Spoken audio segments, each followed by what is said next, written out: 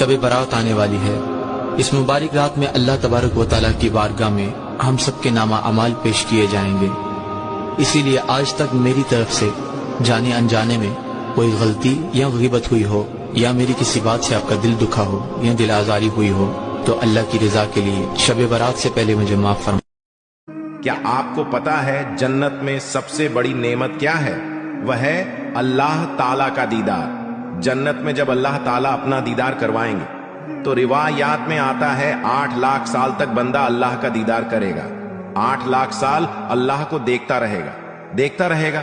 8 लाख साल बाद अल्लाह पूछेंगे कितना देखा है, तो बंदा कहेगा या अल्लाह 1 मिनट या आधा मिनट हुए हैं। तो अल्लाह पाक फरमाएंगे 8 लाख साल गुजर गए हैं, अब जाओ अपने महलों में, जाओ अपनी जन्नत में।